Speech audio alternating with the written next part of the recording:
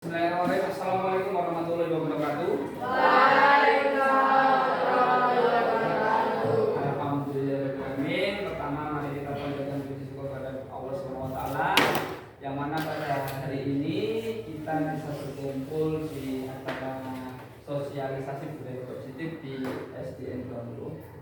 Tak lupa saya ucapkan terima kasih kepada Ibu Kepala Sekolah, Bapak Kepala Sekolah, Bapak Sumistora Prabowo, dan guru-guru SDN 20 dan wali murid, perwakilan wali murid kelas 1 sampai kelas 6 yang saya hormati.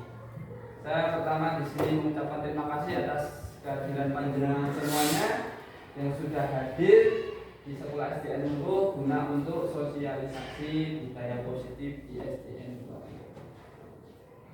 Perkenalkan, nama saya Joko Prianto, saya selaku salah satu guru di SDN 20 CGB, calon guru penggerak angkatan 10 Kabupaten Klaten, ingin menampilkan budaya positif yang ada di lingkungan SDN 20 Kecamatan Gantiwono Kabupaten Klaten. Nah, di sini tentang budaya positif di SDN 20. Setuju atau tidak setuju Bapak Ibu? Misalkan yang satu, hukuman dapat mendisiplinkan anak. Nah, boleh kadang kita boleh mendisiplinkan anak dengan hukuman, tapi jangan sering-sering.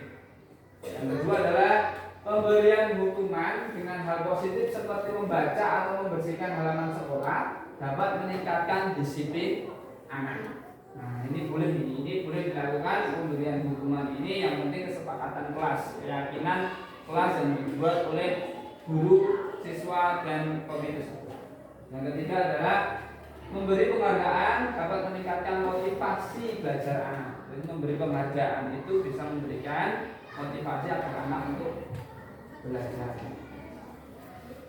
Nah, dalam perubahan paradigma seperti dalam tulisan ini atau slide ini bisa dibaca, kegiatan kepala tangan ada A dan B, ada anak A dan B. Anda dan teman Anda sobeklah cari kertas, tuliskan benda atau sesuatu yang sangat berharga untuk Anda. Letakkan benda itu di salah satu tangan Anda. Genggam benda tersebut dengan segala daya kekuatan Anda. Paling kuat di kepala Anda. Terus teman B, teman yang satunya adalah untuk mencoba dengan sekuat tenaga membuka kepala ini dengan berbagai cara, meminta Anda untuk memberikan benda tersebut agar benda yang ada di kertas ini diberikan. Bisa dengan cara membujuk, mengancam, menghardik, merayu, menyuap, apa saja agar dapat membuka kepala tangan ini. Ini jadi seperti ini. Misalkan saya punya kertas, saya pegang, saya genggam erat. Lalu teman saya berusaha untuk membuka kepala ini. Dengan cara apapun dia bisa membuka kepala ini, maka dia bisa. Ini adalah entah dia dengan membujuk atau merayu atau menggelitik agar si tangan ini terbuka.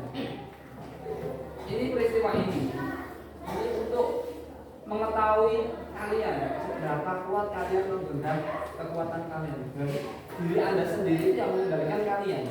Kalau misalkan kalian terbujuk oleh rayuan teman Anda, berarti barang berharga ini diambil oleh teman kalian, teman Anda.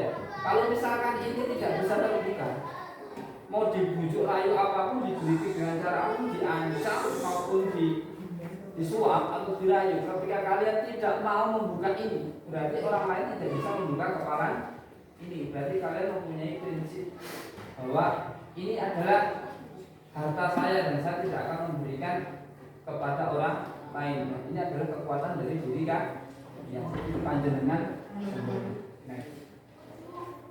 Nah, dari paradigma tadi, perubahan paradigma teori kontrol atau teori pilihan atau ilusi kontrol itu ada 5. Yang pertama, ilusi guru mengontrol murid. Nah, di sini saya sebagai guru bisa mengontrol putra-putri panjenengan semuanya agar bisa memberikan yang terbaik, agar si anak bisa mengembangkan potensi yang ada pada diri. Yang kedua, ilusi bahwa kritik dan membuat orang merasa bersalah dapat menguatkan karakter. dari kejadian tadi, dari contoh pengalaman orang. Yang lainnya ilusi bahwa semua penguatan positif, efektif dan bermanfaat. Yang lainnya ilusi bahwa orang dewasa memiliki hak untuk memaksa. Nah, saya sebagai guru itu bisa memaksa anak itu agar berbuat yang baik agar si siswa untuk kedepannya bisa menjadi orang yang bermanfaat dan sukses. Nah, perubahan paradigma stimulus respon teori kontrol atau teori pilihan. Siapa sesungguhnya yang memiliki kontrol? Kalian sendiri, panjenengan sendiri, atau anak sendiri, atau guru? Nah, stimulus respon itu satu, kita mencoba orang agar berpandangan sama dengan kita, bisa enggak? Misalnya kita mempengaruhi orang dengan berpandangan bahwa A benar, B benar. Kalau kalian setuju dengan A benar. Perilaku buruk dilihat sebagai suatu kesalahan. Anak bisa kita lihat bahwa itu tuh perilaku buruk dan itu perbuatan yang salah di muka ibu. Jadi bisa kita kasihkan contoh kepada anak-anak kita nanti. Terus yang selanjutnya adalah orang lain bisa mengontrol saya. Ada orang lain yang bisa mengontrol saya. Ada saya bisa mengontrol orang lain.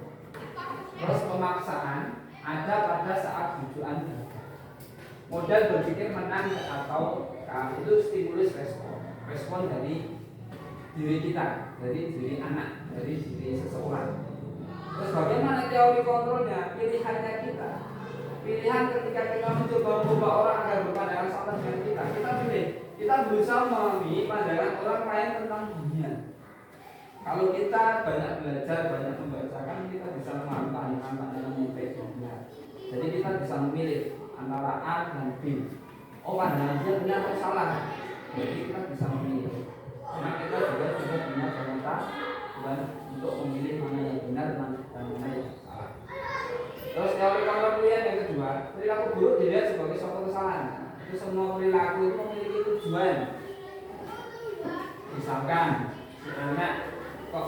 si anak itu tiba-tiba tidak mau belajar, tapi dia ingin bermain HP. Biarkan dulu dia bermain HP. Tapi ketika sudah bosan kita bujuk agar dia mau belajar. Terus hanya ada yang bisa mengontrol diri Anda.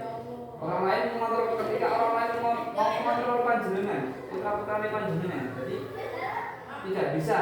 Kamu tuh harus bisa mengontrol diri kalian sendiri. Anak panjenengan sendiri itu bisa mengontrol diri kalian sendiri. Oh, ini tidak baik. Udah saya tidak usah mengikutinya. Oh, ini perbuatan yang salah. Udah saya tidak usah mengikuti. Jadi kalian harus bisa, putra-putra panjenengan harus bisa mengontrol dirinya sendiri. Terus stimulus respon saya bisa mengontrol orang lain.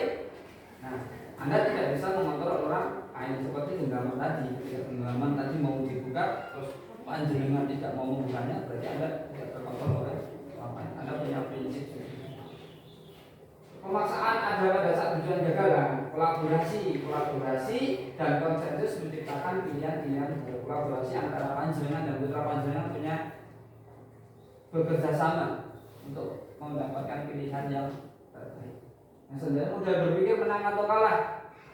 Kontrol atau pilihan panjenengan, putranya panjenengan diberi model berpikirnya menang dan menang, bukan menang kalah tapi menang dan menang. Selama itu perbuatan yang baik.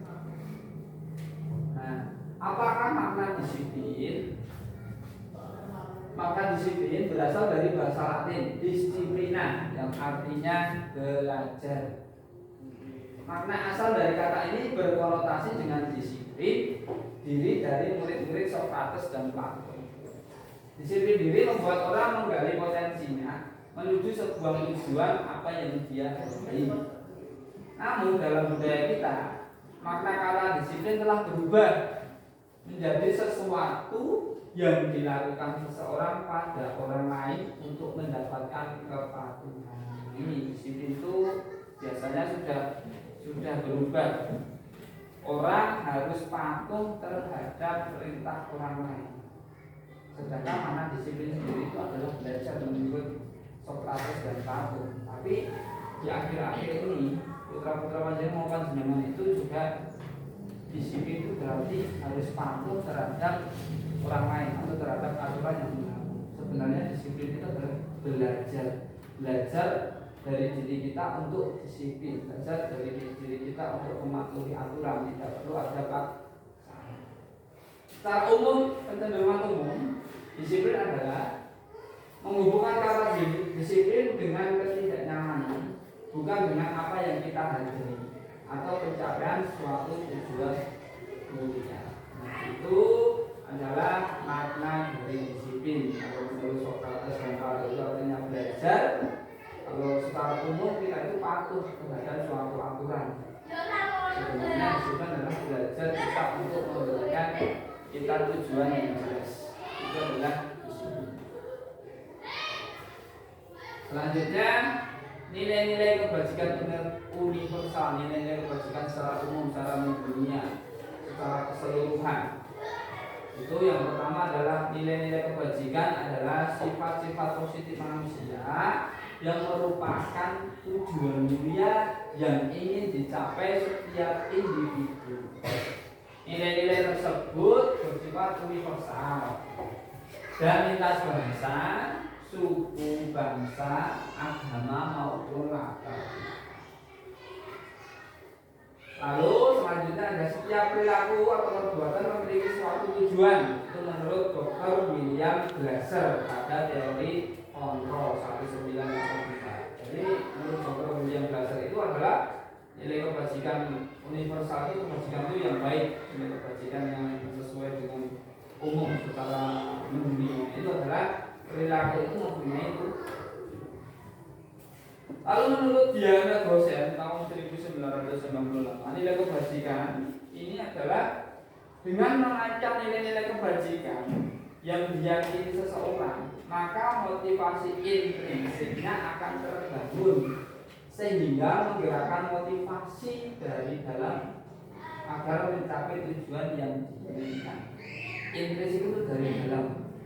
Jadi seseorang nilai kebajikan itu muncul dari dalam dan mempunyai tujuan yang mulia, tujuan yang diinginkan, yang sesuai dengan positif atau nilai-nilai yang positif, nilai-nilai yang mulia, nilai-nilai yang kebajikan secara universal. Itu adalah menurut Diana Gosen.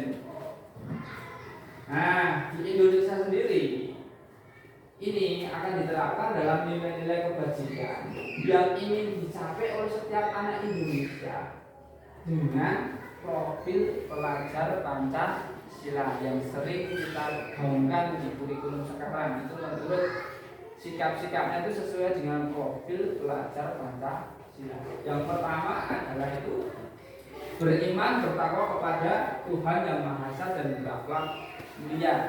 Perbuatan-perbuatan atau sikap-sikap kita atau nilai-nilai kebajikan itu sesuai dengan ketuhanan Yang Maha Esa.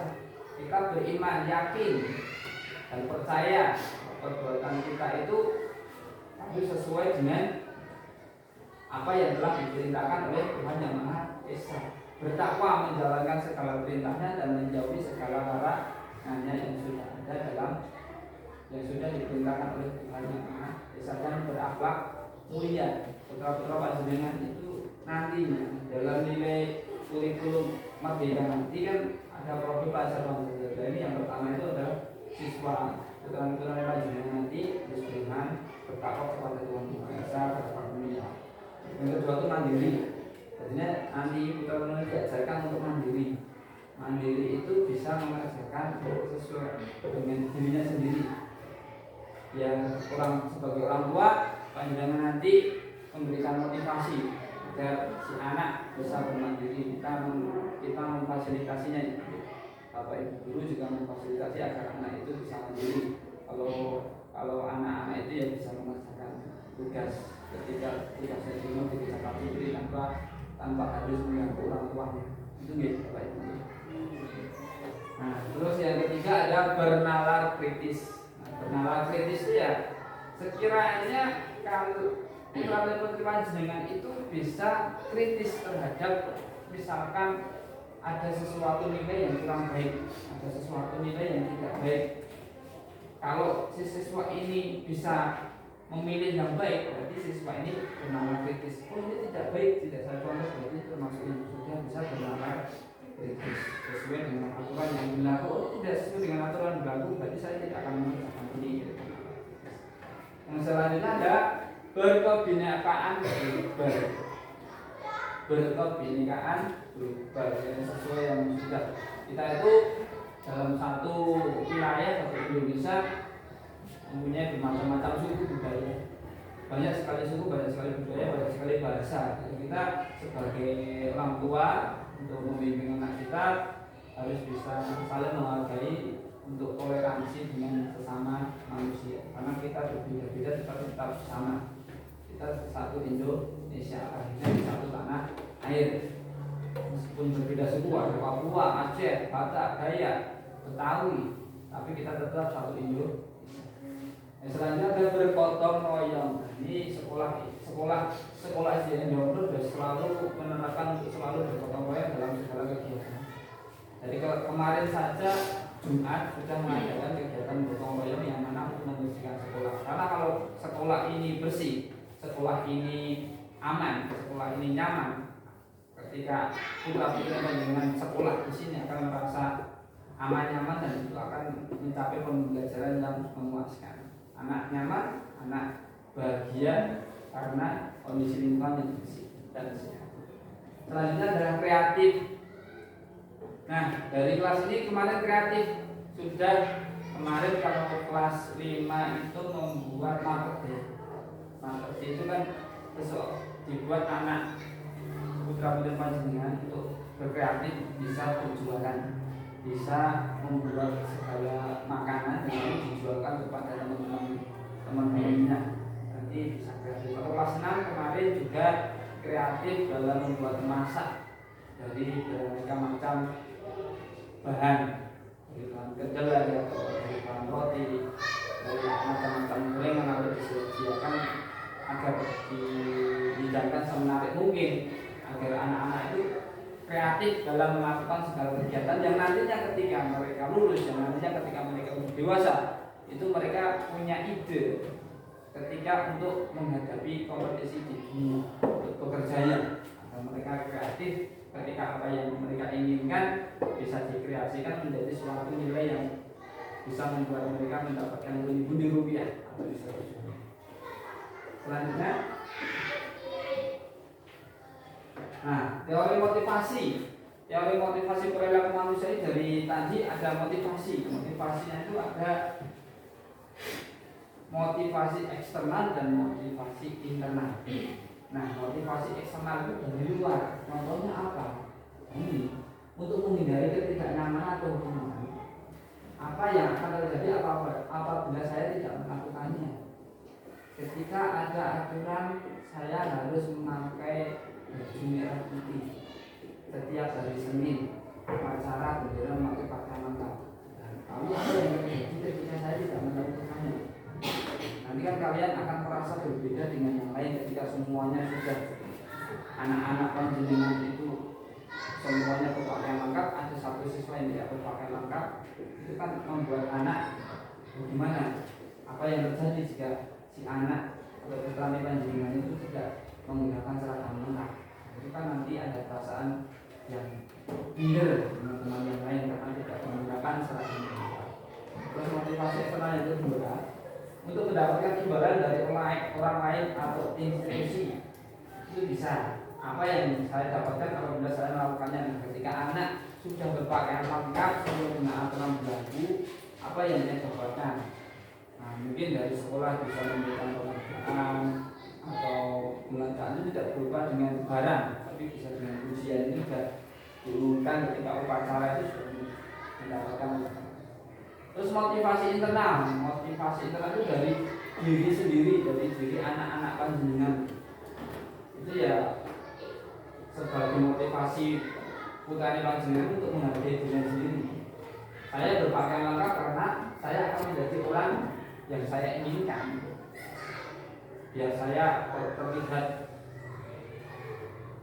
menjadi orang yang berwibawa. Kalau pakaian kita, nanti kan lama-kelamaan kalau kecil sudah mulai terbiasa dengan pakaian lengkap rapi, lalu lama-kelamaan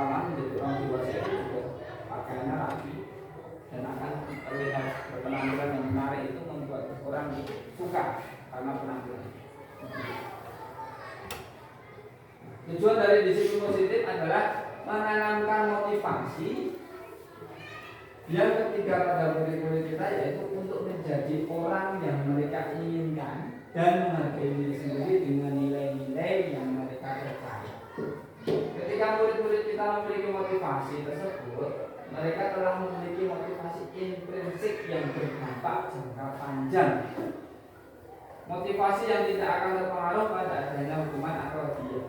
Mereka akan tetap berperilaku baik dan melanjutkan nilai-nilai kebajikan karena mereka ingin menjadi orang yang menjunjung tinggi nilai-nilai yang mereka hargai. Dari ketiga nilai tadi yang di depan tadi, ada eksternal dan internal. Kalau udah tertanamkan motivasi ketiga tadi, murid-murid itu akan mereka ingin menghargai dirinya sendiri dan akan berguna untuk kedepannya, karena mereka ingin menjadi orang yang menjunjung tinggi dan nilai yang mereka hargai.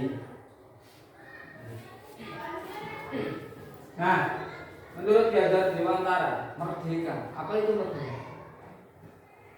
Nah, bisa dilihat di Bapak Ibu dalam Ki Hajar Dewantara, pemikiran konsepsi keteladanan sikap merdeka cetakan kelima tahun 2013 halaman 469. Menurut Ki Hajar Dewantara, merdeka itu adalah artinya tidak hanya terlepas dari perintah, akan tetapi juga cakap buat memerintah diri sendiri. Jadi merdeka itu kita bisa mengontrol diri kita sendiri, kita bisa memerintah diri kita sendiri, mana yang baik dan mana yang buruk, apa yang kita lakukan itu baik atau apa yang kita lakukan buruk, itu kita bisa mengontrol. Sekiranya kalau buruk, sudah kita nggak usah kerjakan ini. Anak-anak juga sudah bisa membedakan mana yang buruk. Ketika baik, kerjakan. Ketika itu perbuatan yang buruk, lepaskan, nggak usah dikerjakan. Itu adalah merdeka menurut Ki Hajar Dewantara. Lanjut. Nah, ada sekarang dihukum oleh penghargaan, bahwa penghargaan berlaku sama dengan hukuman, dalam arti meminta atau menuntut seseorang melakukan sesuatu untuk memenuhi suatu tujuan tertentu dari orang yang meminta atau wujud. Dorongan eksternal dan akan ada faktor ketergantungan. Beberapa dampak pemberian penghargaan menurut Alfi Kaul tahun 1993 itu pengaruh jangka pendek dan jangka panjang. Penghargaan mendukung, penghargaan mengurangi ketepatan, penghargaan tidak efektif, penghargaan merusak hubungan, penghargaan menurunkan kualitas, penghargaan mematikan kreativitas, dan terakhir penghargaan mengurangi motivasi intrinsik. Itu menurut artikel tentang dihukum oleh penghargaan. Penghargaan ada yang bersifat baik, ada yang bersifat buruk. Itu salah satunya. Pengaruh penghargaan itu banyak banget. Penghargaan mendukung, penghargaan mengurangi kecepatan, bisa penghargaan mengurangi motivasi. Dari motivasi intrinsik dan bisa mematikan kreativitas anak. Jadi ketika anak itu melakukan sesuatu, jangan sering-sering kita untuk memberikan penghargaan. Penghargaan tadi secara jangan berlebihan, biasa saja. Nah, pengaruh jangka pendek dan jangka panjang artinya seperti ini. Penghargaan efektif jika kita menginginkan seseorang melakukan sesuatu yang kita inginkan dalam jangka waktu pendek. Misalkan kalau panjenengan untuk anak panjenengan, putra panjenengan untuk mencuci piring, ya sudah kalau cuci dulu nanti akan saya kasih uang jajan, itu jangka pendek. Terus lagi jika kita menggunakan penghargaan lagi dan lagi, maka orang tersebut akan bergantung pada penghargaan yang diberikan atau serta kehilangan motivasi dari dalam. Seperti tadi ketika panjenengan meminta putra panjenengan untuk membersihkan rumah, lalu diberikan uang jajan, si anak akan ketergantungan dengan uang jajan tersebut atau penghargaan yang panjenengan berikan. Dia mau membersihkan rumah ketika diberikan uang jajan, tidak bisa mencadarkan diri bahwa ini pekerjaan saya membantu orang tua dengan menyapu. Itu tidak bisa tumbuh dari sendiri karena sudah sering diberi penghargaan. Jadi jangan sering. Jika kita mendapat penghargaan untuk melakukan sesuatu yang baik, maka selain kita senantiasa berharap mendapatkan penghargaan tersebut lagi, kita pun jadi tidak menyadari tindakan baik yang kita lakukan. Seperti saya sebutkan tadi, kalau setelah terus-menerus si anak mau melakukan kegiatan membantu orang tuanya dengan dapat uang imbalan untuk uang jajan, dia tidak menyadari bahwa perbuatan yang dia lakukan itu baik. Dia hanya mau melakukan perbuatan itu karena mendapatkan imbalan. Nah, jadi bapak ibu juga harus bisa mengontrol anak untuk melakukan penghargaan. Lanjut. Nah, penghargaan yang kedua itu penghargaan tidak efektif. Suatu penghargaan adalah suatu benda atau peristiwa yang diinginkan, yang dibuat dengan persyaratan. Hanya jika Anda melakukan hal ini, maka Anda akan mendapatkan penghargaan yang diinginkan. Jika saya mengharapkan suatu penghargaan dan tidak mendapatkannya, maka saya akan kecewa dan berkecil hati, serta kemungkinan lain kali saya tidak akan berusaha sekeras sebelumnya. Jika kita memberikan seseorang suatu penghargaan untuk melakukan sesuatu, maka kita harus terus-menerus memberikan penghargaan itu. Jika kita ingin orang tersebut meneruskan perilaku yang kita inginkan.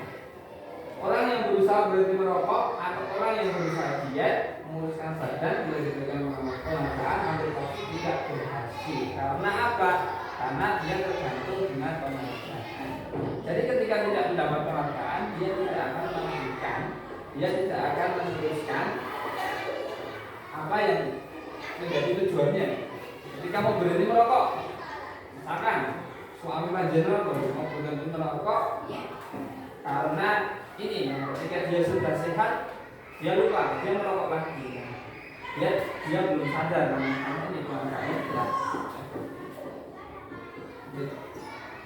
Dan ketiga adalah penghargaan merusak hubungan.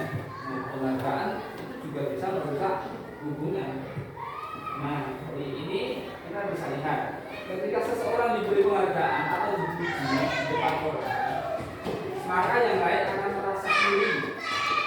Dan sebagian dari mereka akan tidak menyukai orang yang diberikan penghargaan tersebut. Nah, ini bisa merusak hubungan ini. Kalau misalkan putra-putri panjenengan tadi dalam seragam menggunakan pakaian yang lengkap terus diberikan penghargaan, takutnya nanti akan menimbulkan keiringan.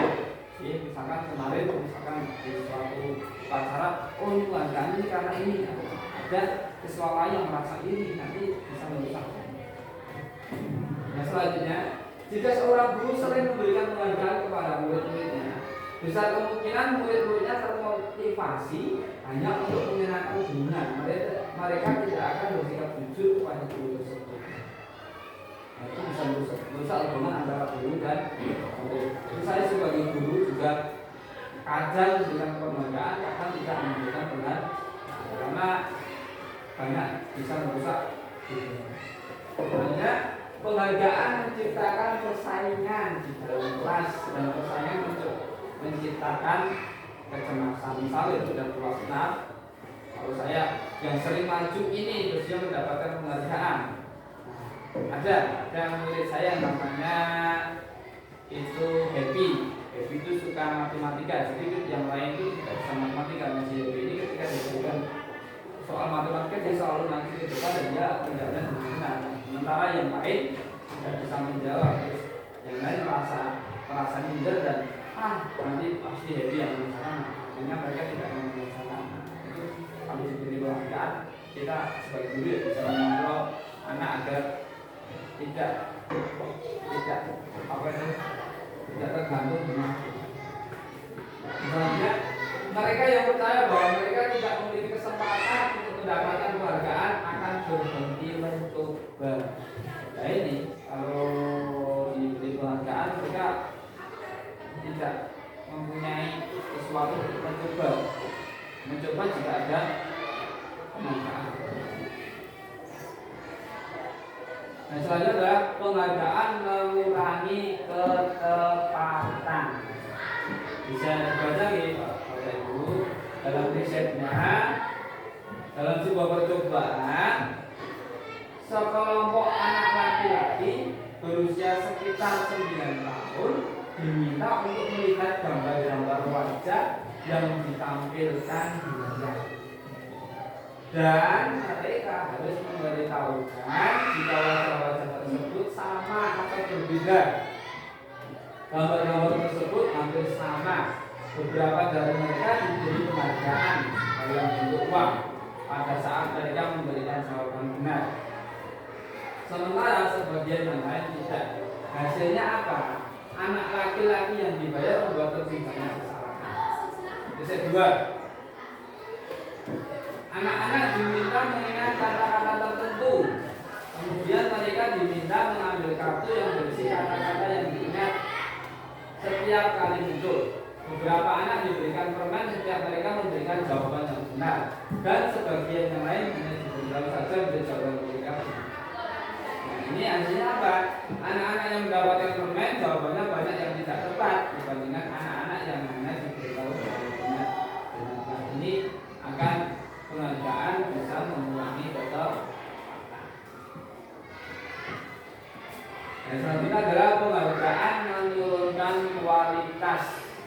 Itu dalam pengamatan yang dilakukan kelompok mahasiswa-mahasiswi yang sedang kerja praktek di sebuah surat kabar universitas. Saat itu mereka sedang belajar menuliskan sebuah artikel tentang sebuah judul berita utama.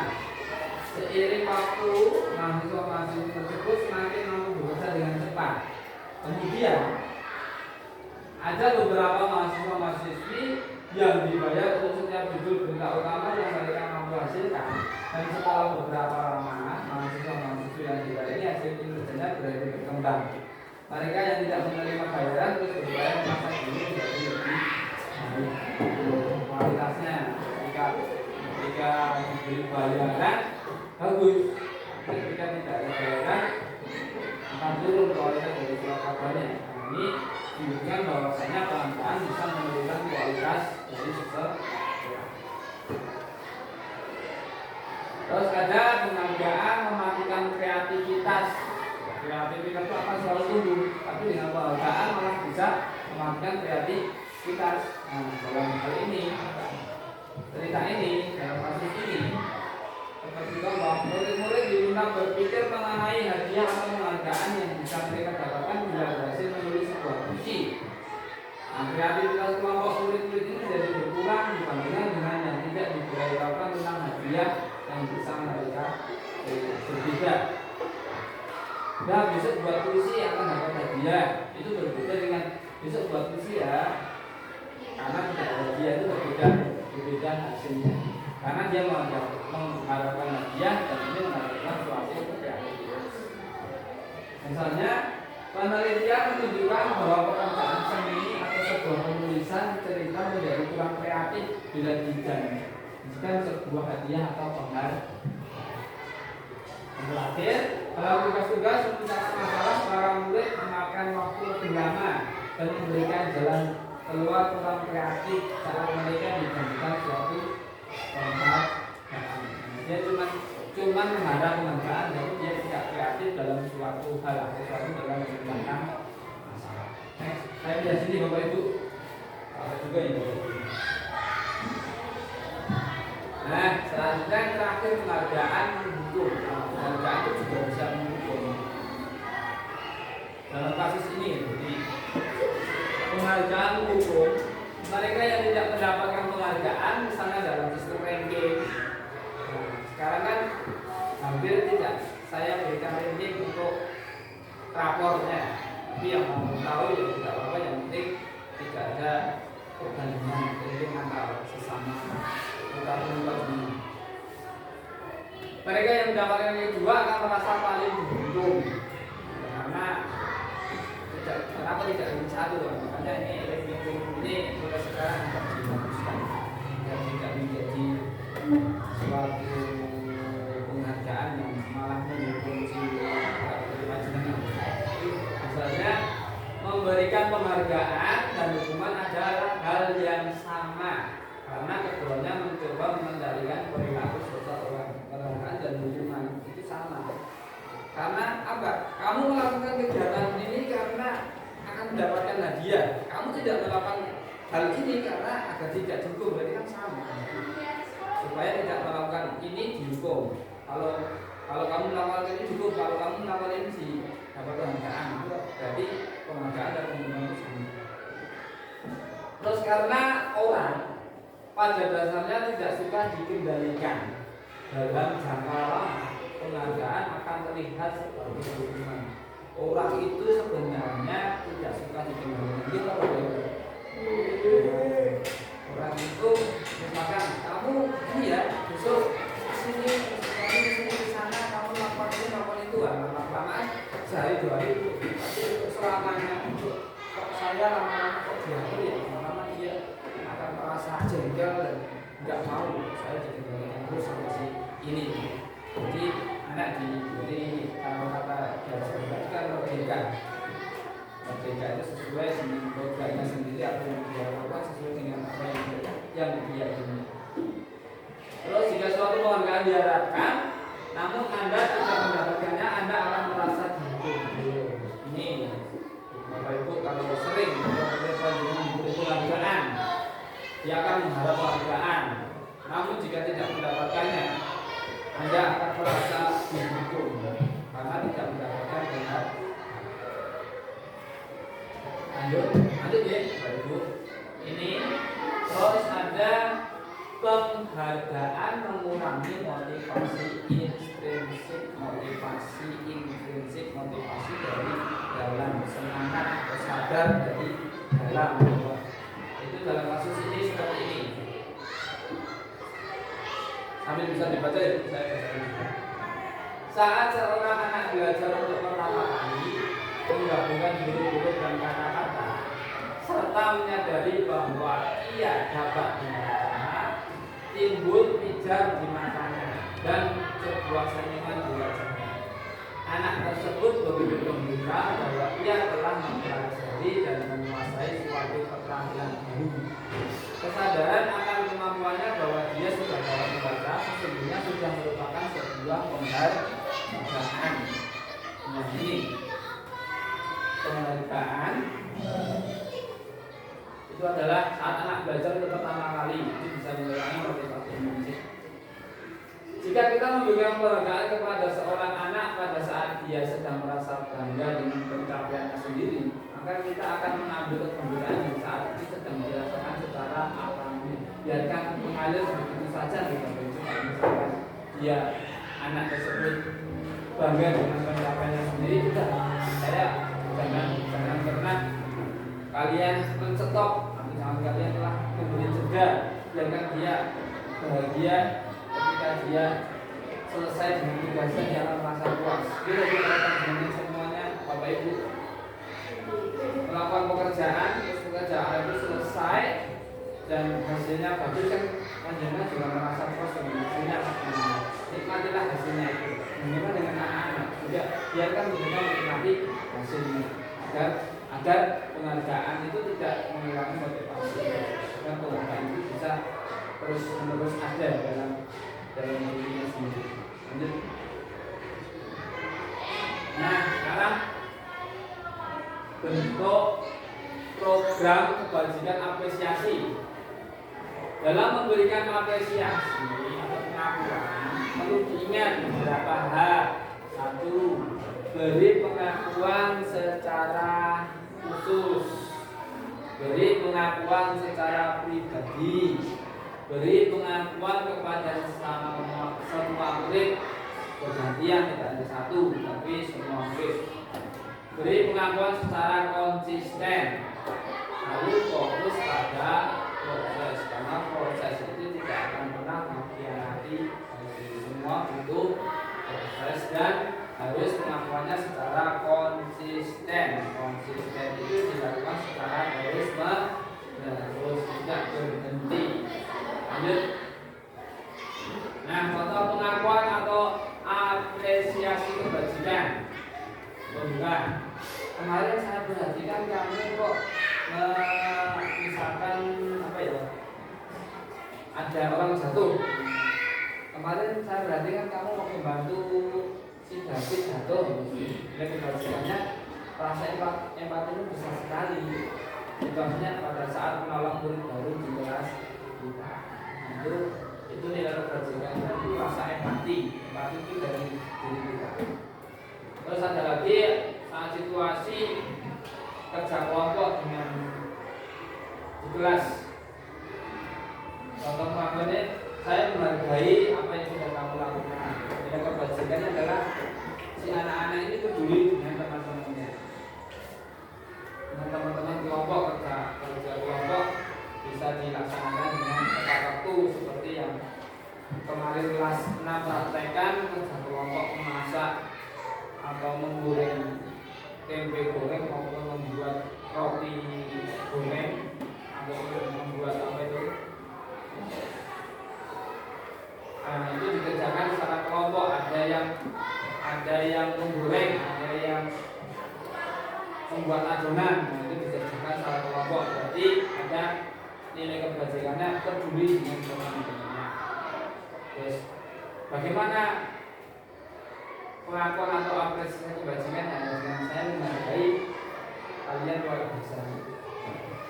Terus ketika ada siswa, situasinya itu pada saat seseorang kertas-kertas yang berserakan di lantai, itu pembukanya terima kasih ya untuk kalian yang sudah mau menurut sampah.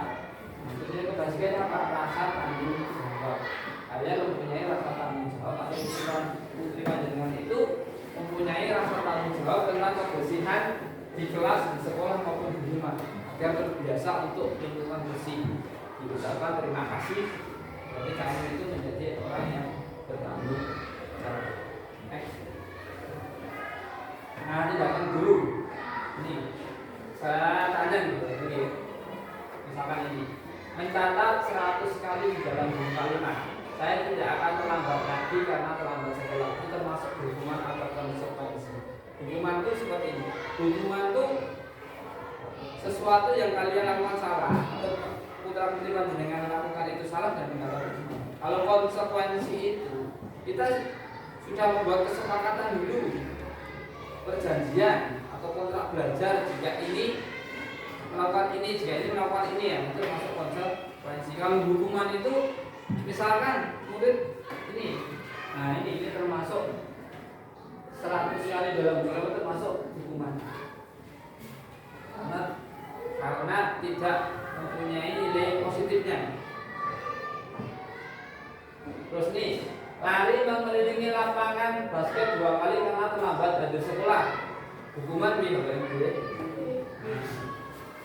Murid diminta untuk push up 16 kali karena tidak menggunakan masker ke sekolah, hukuman. Tapi kalau olahraga dia malah konsekuensi, karena dia push up itu untuk kegiatan olahraga. Tapi kalau untuk kelas dia masuk. Terus ini menggantikan kerja tugas teman yang telah dicoret-coret itu termasuk konsekuensi, bukan hukuman, karena dia dilakukan sendiri untuk kebaikan orang lain.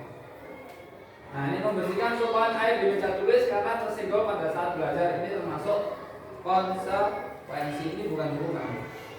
Ini adalah tanggung jawab siswa karena apa itu menumpahkan air meja, itu termasuk konsekuensi.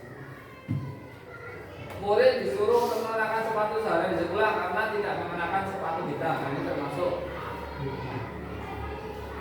Lari memilih lapangan basket 2 kali karena terlambat sebelumnya untuk pelajaran PJOK. Jadi ini loh Bu, misalnya saya katakan tadi kalau untuk PJOK dia termasuk konsekuen.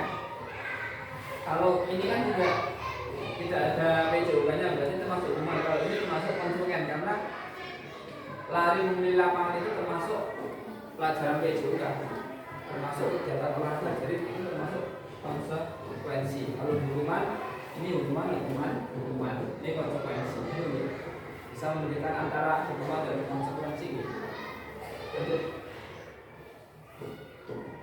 Nah, tadi hukuman kira konsekuensi ini hukuman karena dia tidak memberikan manfaatnya.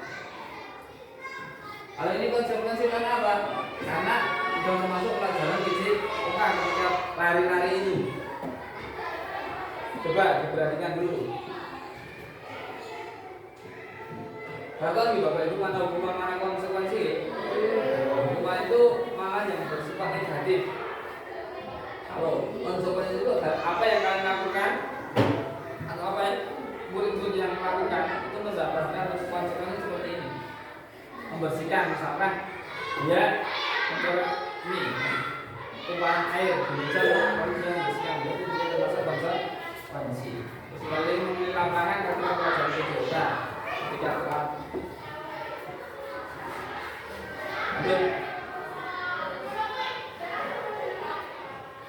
ada ini perbedaan hukuman dan konsekuensi itu seperti ini.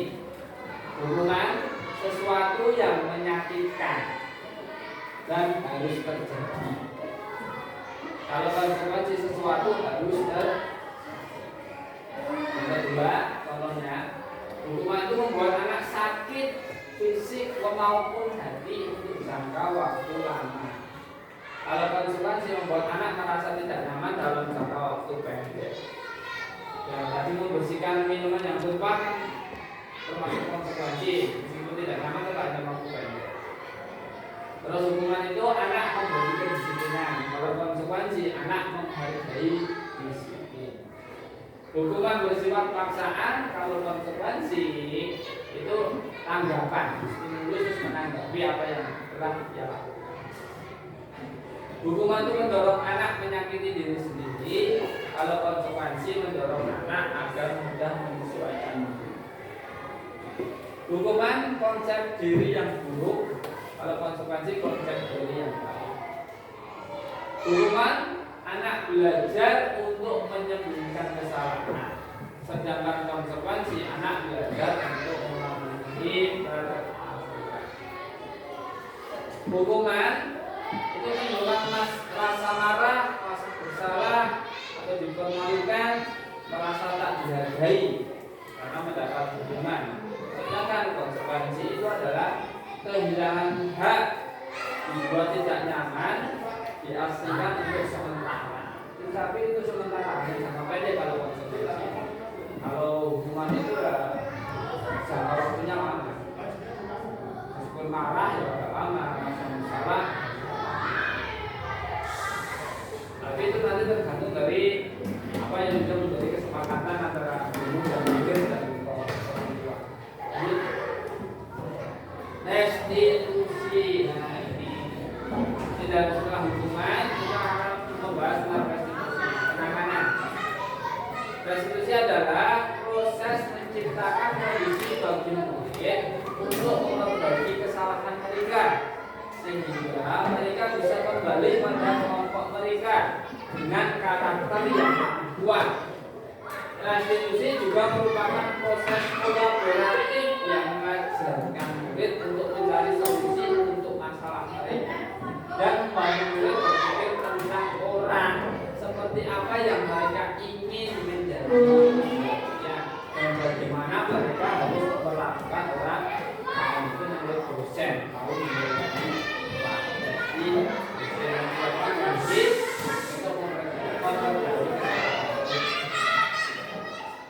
nah, ini ya, saya bacakan aja hukuman. Dan hukuman itu sesuatu yang menyakitkan atau terjadi, tidak nyaman untuk murid anak dalam jangka waktu panjang. Korban mendapatkan keadilan, murid akan disakiti, perilaku pasif agresif mendekat, sistem tidak akan berjalan bila murid tidak takut. Berlaku hanya pada saat institusi tidak berlanjut di kehidupan nyata. Peraturannya adalah kamu harus, murid anak atau membuat peraturan itu adalah hukuman. Sedangkan konsekuensi itu sesuatu yang terjadi, tidak nyaman dalam jangka waktu yang pendek, korban bisa diabaikan, murid dan anak dibuat tidak nyaman, penguatan hanya bertahan dalam jangka waktu pendek, memerlukan monitoring dan supervisi terus-menerus, membantu penerapan mengikuti peraturan dalam masyarakat. syarat. Terus ini apa peraturannya? Apakah kamu melakukannya? Terus murid atau anak menghadapi peraturan. Nah, ini konsekuensi netral. Terus yang ketiga ada restitusi. Nah, ini restitusi dan kita bahas ya. Itu restitusi itu lebih baik menguatkan anak untuk dalam waktu panjang. Korban mendapatkan ganti atau murid anak mendapatkan pengumuman. Masalah terpecahkan, murid belajar tanggung jawab untuk perilakunya, fokus pada memecah masalah dalam jangka waktu panjang. Terus apa yang kamu yakini, apa yang kamu bisa kamu lakukan untuk pada masalah ini. Terus murid anak akan menghormati dirinya sendiri pada perkara. Kemarin di kelas 6 juga sempat ada kasus membuang sampah sembarangan. Itu anak namanya Nisa kemarin, terus saya kasih solusi menggunakan restitusi. Terus dia itu sadar, terus dia bisa memperbaiki kesalahannya dan dia bisa mengatasi masalah yang dia hadapi. Itu dalam restitusi, dan dia sadar betul dengan kesalahannya, terus dia mau meminta maaf dan dia mau memetakan solusinya atau memberikan solusi ketika dia membuat kesalahan. Itu dari restitusi itu bukan untuk menebus kesalahan, namun untuk belajar dari kesalahan. Bisa dibaca gitu Bapak Ibu ya. Dalam restitusi, ketika murid berbuat salah, guru tidak mengarahkan untuk menebus kesalahan dengan membayar sejumlah uang, memperbaiki kerugian yang timbul, atau sekedar meminta maaf. Karena kalau fokusnya ke sana, maka murid yang berbuat salah akan fokus pada tindakan untuk menebus kesalahan dan menghindari ketidaknyamanan yang bersifat eksternal, bukannya pada upaya perbaikan diri yang lebih bersifat internal. Biasanya setelah menebus kesalahan, orang yang berbuat salah akan merasa sudah selesai dengan situasi itu, sehingga merasa lega dan seolah-olah kesalahan tidak pernah terjadi. Restitusi sebenarnya juga meliputi usaha untuk menebus kesalahan, tetapi sebaiknya merupakan inisiatif dari murid yang melakukan kesalahan. Proses pemulihan akan terjadi bila ada keinginan dari murid yang berbuat salah untuk melakukan sesuatu yang menunjukkan rasa penyesalannya.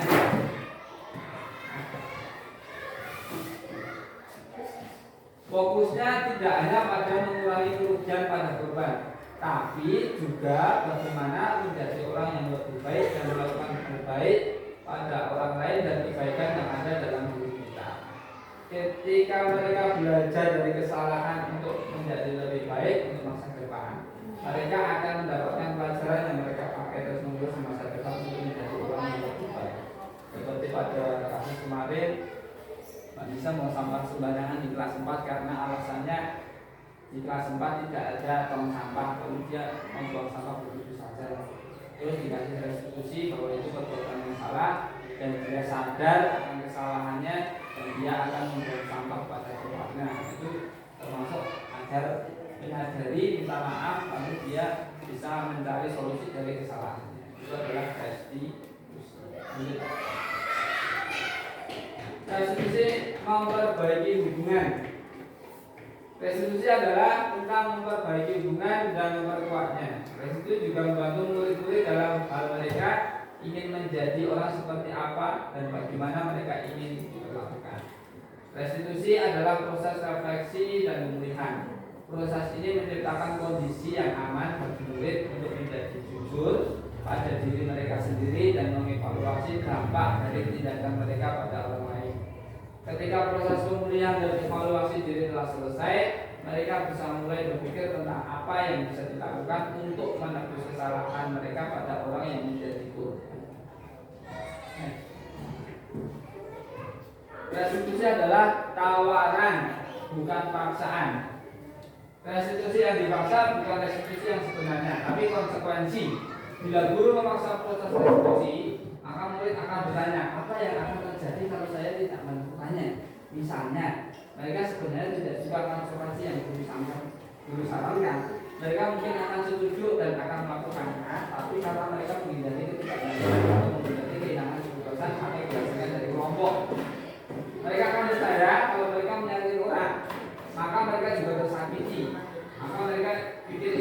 kelas seseorang anak yang dulu temannya akan mengatakan kamu boleh pukul aku balik ya bebas. Mereka melakukan restitusi bertentangan dengan perkembangan moral, yaitu kebebasan untuk membuat pilihan. Oleh karena itu, penting bagi guru untuk menilai kondisi yang membuat murid bersedia menyelesaikan masalah dan berbuat lebih baik lagi dan berkata tidak apa-apa kok, berbuat salah itu manusiawi. Semua orang pasti pernah melakukan salah. Bicara ini bersifat tawaran, bukan paksaan, bukan mengatakan kamu harus melakukan ini, kamu tidak ini. Karena setiap manusia itu melakukan kesalahan itu sebuah tawaran. Nah, restitusi menuntut untuk melihat ke dalam diri. Dalam proses restitusi kita akan melihat adanya ketidakselangsungan antara tindakan murid yang berbuat salah dan keyakinan mereka tentang orang seperti apa yang mereka inginkan. Untuk membimbing proses pemilihan diri, guru bisa bertanya pada mereka, kamu ingin menjadi orang seperti apa? Kamu akan terlihat, terdengar, dan terasa seperti apa yang kalau kamu sudah menjadi orang seperti itu. Nah, kalau apa ini? Apa yang kamu percaya tentang bagaimana orang harus memperlakukan orang lain? Atau seperti ini, bagaimana kamu mau diperlakukan ketika kamu berbuat salah? Apa nilai yang diajarkan keluarga kamu tentang hal ini? Apakah kamu memahami ini? Kalau tidak, lalu apa yang kamu percaya? Ini restitusi menuntut untuk sesuatu sadar dari diri. Nah, restitusi menuntut ini ketika kita tidak ingin menciptakan rasa bersalah pada diri anak dan bertanya seperti itu. Kalau guru melihat rasa bersalah di wajah murid, maka guru harus pada perkenalkan ini apa-apa kok berbuat salah itu manusiawi untuk menetralkan, untuk melakukan anak-anak biar tidak merasa bersalah. Terus ketika murid sudah bimbing dan mengeksplorasi orang seperti apa yang mereka inginkan, guru bisa mulai bertanya tentang kejadiannya, seberapa sering melakukan ini, apa yang dialami, alasannya apa. Restitusi mencari kebutuhan dasar yang mendasari tindakan. Bisa dibaca nih pada ini.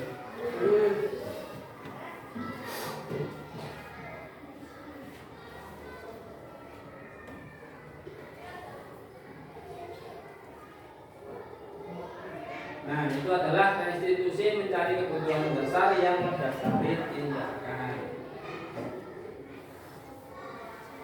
Nah, restitusi diri adalah cara yang paling baik. Dalam restitusi diri, murid belajar untuk mengubah kebiasaan dari kecenderungan untuk mengomentari orang lain menjadi mengomentari diri sendiri. Bapak Ibu kan sering mengomentari orang lain daripada mengomentari diri sendiri kan. Oh, aku ini berbuat salah ya. Oh, bukan. Berarti saya harus minta maaf. Dan bagaimana solusi saya ya? Jadi saya adalah kalau dalam kasus tadi membuang sampah pada tempatnya. Lanjut. Keyakinan kelas. Mengapa kita memiliki peraturan tentang penggunaan helm pada saat mengendarai kendaraan roda 2 atau motor? Terus mengapa kita memiliki peraturan tentang penggunaan masker dan mencuci tangan setiap saat? Nah, itu kita harus meyakini terlebih dahulu. Lanjut. Nah, dalam tadi menggunakan helm saat motor itu nilai-nilai keselamatan atau nilai yang kita sebut dengan suatu keyakinan. Kenapa kamu pakai helm? Kenapa panjenengan semua kalau naik motor pakai helm? Karena akan kesehatan dan itu keyakinan kita. Kalau kita pakai helm biar kita selamat. Terus menekankan pada keyakinan seseorang akan lebih memotivasi seseorang dari dalam. Seseorang akan terlibat bergerak dan bersemangat untuk menjalankan keyakinannya daripada hanya sekedar mengikuti serangkaian peraturan tertulis tanpa makna. Sehingga hanya sekedar mengikuti serangkaian peraturan-peraturan yang mengatur mereka tanpa memahami tujuan mulianya. Nah, pembentukan keyakinan sekolah atau kelas itu guru murid juga berkolaborasi dengan sekolah guru-guru yang lain. Keyakinan kelas itu bersifat abstrak daripada peraturan yang lebih rinci dan konkret. Keyakinan kelas berupa pernyataan-pernyataan universal. Pernyataan keyakinan kelas senantiasa dibuat dalam bentuk positif. Keyakinan kelas hendaknya tidak terlalu banyak sehingga mudah diingat dan dipahami oleh semua warga kelas. Keyakinan kelas sebaiknya sesuatu yang dapat diterapkan di lingkungan tersebut. Semua warga hendaknya ikut berkontribusi dalam perbuatan keyakinan keras lewat kegiatan gerak pendapat. Terakhir bersedia meninjau kembali keyakinan keras dari waktu ke waktu. Prosedur atau membuat keyakinan sekolah kelas. 1. Mempersilahkan warga sekolah atau murid-murid sekolah bercurah pendapat tentang peraturan yang perlu disepakati. 2. Mencatat semua masukan-masukan para murid atau warga sekolah di papan tulis kertas, di mana semua anggota bisa melihat hasil curah pendapat. Kayak dinding sekolah, di papan mading. Susulah keyakinan kelas sesuai prosedur. Gantilah kalimat-kalimat dalam bentuk negatif menjadi positif. Contoh kalimat negatif: jangan berlari di kelas. Kalimat positifnya apa? Jangan. Yang negatif nanti jangan diubah positif apa? Berjalannya di kelas atau di koridor. Jangan membuang sampah sembarangan. Kalimat positifnya apa? Buanglah sampah pada tempat. Itu ya, Bapak Ibu. Jadi yang negatif dihilangkan. Jangan ramai di kelas. Berarti kalimat positifnya apa? Diamlah di kelas. Lanjut. Prosedur pembentukan keyakinan sekolah di kelas. Tinjau kembali daftar curah pendapat yang sudah dicatat. Terus tinjau ulang keyakinan sekolah secara bersama-sama. Yang keenam, setelah keyakinan sekolah selesai dibuat, maka warga dipersilakan meninjau ulang dan menyetujuinya dengan menandatangani keyakinan sekolah kelas tersebut termasuk guru dan semua warga murid. Yang 7, keyakinan sekolah kelas selanjutnya bisa didapatkan di dinding kelas di tempat yang mudah dilihat sekeluarga kelas atau di mading masalah dinding yang dekat dengan kantor guru tersebut agar semua siswa-siswi bisa melihat dan bisa membaca keyakinan kelas tersebut. Nah, kebutuhan sekarang sudah dasar manusia. Kenapa sih manusia melakukan ini, melakukan itu? Karena ada kebutuhan dasarnya. Yang pertama itu adalah kasih sayang, cinta, rasa juga. Saya melakukan ini karena biar ada terus penguasaan, hobi, dasar dan kesenangan serta untuk bertahan hidup itu ada dampaknya. Kasih sayang dan rasa diterima, penguasaan, kebebasan dan kesenangan. Nah, seluruh tindakan manusia memiliki tujuan tertentu. Semua yang kita lakukan adalah usaha terbaik kita untuk mendapatkan apa yang kita inginkan. Kita mendapatkan apa yang kita inginkan sebetulnya saat itu kita sedang memenuhi suatu atau lebih dari satu kebutuhan dasar kita, yaitu kebutuhan untuk bertahan hidup, survival, kasih sayang dan rasa diterima, love and belong, kebebasan freedom, kesenangan fun, dan penguasaan power. Ketika seorang murid melakukan suatu perbuatan yang bertentangan dengan nilai kebajikan atau melanggar peraturan, itu sebenarnya dikarenakan mereka gagal memenuhi kebutuhan dasar mereka. Kelima dasar tadi. Lanjut. Nah, 5 posisi kontrol. Itu ya, sebagai penghubung, membuat rasa bersalah. Kalau untuk yang ide kontrol dari luar itu teman dan memantau. Terus ada manajer. Nah, kalau penghubung itu guru berbuat mengajak, menyakiti atau menyindir. Itu sering dilakukan guru yang berbuat. Terus guru berkata, kalau kamu tidak melakukannya, awas ya, rasakan itu penghubung. Kalau manajer itu begini, apa yang kita yakini, apa yang bisa kau kerjakan untuk memperbaiki masalah ini. Nah, kemarin kan juga ada masalah itu. Si Kesa itu ketika kantin, ketika pelajaran atau ketika pelajaran yang guru-guru sedang rapat. Nah, itu ada yang lapor, terus Kesa dipanggil oleh Pak Joko. Terus Pak Joko sebagai manajer, dia berusaha untuk mengajukan pertanyaan-pertanyaan terlebih dahulu sebagai manajer. Terus apa yang kamu lakukan bisa ketika apakah itu benar perbuatan kantin itu benar. Nah, dia menyadari bahwa dia salah dan meminta maaf. Terus apa yang dilakukannya untuk mengatasi masalah tersebut, dan dia akan mengajarkan tugas tepat waktu dari gurunya kepada guru. Nanti guru dan gurunya sebagai manajer. Lanjut. Nah, dalam menghadapi masalah itu ada dengan menggunakan segitiga restitusi. Yang pertama itu adalah menstabilkan identitas, terus validasi tindakan yang salah, dan menanyakan keyakinan. Dalam menstabilkan identitas bisa dengan setiap orang pasti pernah melakukan kesalahan. Itu supaya si anak siswa itu tidak John. Jadi anak setiap orang itu pasti melakukan kesalahan. Terus atau kamu itu bukan satu-satunya orang yang juga bisa. Terus ada lagi setelah menstabilkan identitas ada validasi tindakan yang salah. Dengan cara bagaimana? Pertanyaan seperti ini. Adakah cara yang lebih efektif untuk mendapatkan apa yang kamu butuhkan? Terus kamu tentu punya alasan mengapa kamu melakukan itu. Kayak kemarin saya itu pergi kantin. Nah, kenapa kamu pergi kantin ketika pelajaran Bapak Guru Sederhana? Karena diajak teman-teman, karena pasti punya alasan. Terus yang ketiga, itu menanyakan keyakinan.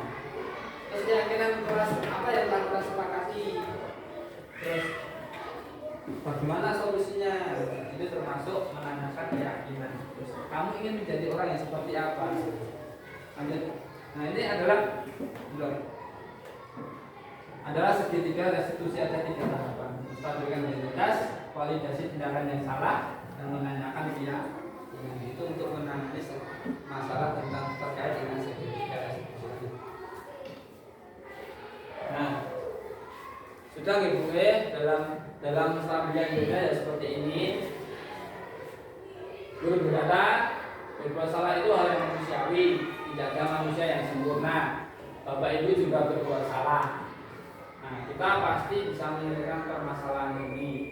Bapak Ibu tidak tertarik untuk mencari tahu siapa yang benar dan siapa yang salah.